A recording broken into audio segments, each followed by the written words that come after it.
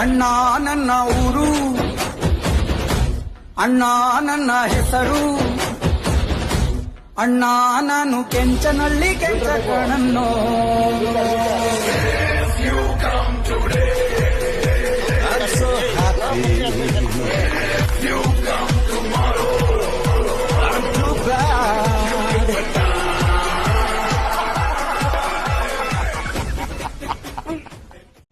ದೇವ್ರ ಪ್ರತ್ಯಕ್ಷ ಆಗ್ಬಿಟ್ಟು ಮನುಷ್ಯನಿಗೆ ಕೇಳದಂತೆ, ನಿಂದು ಏನಪ್ಪ ಇಲ್ಲಿ ಅಂತ. ನಾನು ಹೇಳಿದೆ, ನಂದು ಮನೆ ಇದೆ, ನನ್ನ ಹೆಂಡತಿ ಇದ್ದಾರೆ, ಮಕ್ಕಳಿದ್ದಾರೆ, ಇದೆಲ್ಲ ನಂದೊಂದು ಏನೋ ಒಂದು ಬಿಸ್ನೆಸ್ ಇದೆ, ಅದೆಲ್ಲ ನಿಂದಲ್ಲಪ್ಪ, ಅವರೆಲ್ಲ ಇರೋರ್ಗಷ್ಟೇ, ಹೋಗ್ಬಿಟ್ರೆ ಅವ್ರು ಯಾರು ನಿನ್ನವರಲ್ಲ, ನಿಂದು ಅನ್ನೋದೇನು ಅಂತ. ನಂದು ಅನ್ನೋದೇ ನನ್ನ ಬಾಡಿ ಅಂದಂತೆ. ಬಾಡಿನೂ ನಿಂದಲ್ಲಪ್ಪ, ನೀನು ಸತ್ರೆ ಅದನ್ನು ಊತಾಕ್ಬಿಡ್ದೆ, ನಿಂದು ಅನ್ನೋದೇನು, ಅಟ್ಲೀಸ್ಟ್ ನನ್ನ ಆತ್ಮ ಅಂದಂತೆ. ಆತ್ಮನೂ ನಿಂದಲ್ಲ, ಅದು ಪರಮಾತ್ಮಂದು. ನಿಂದು ಅನ್ನೋದೇನು ಅಂತ ಅವನಿಗೆ ಶಾಕ್ ಆಗೋಯ್ತು. ನಂದು ಏನೂ ಇಲ್ವಾ ಹಂಗ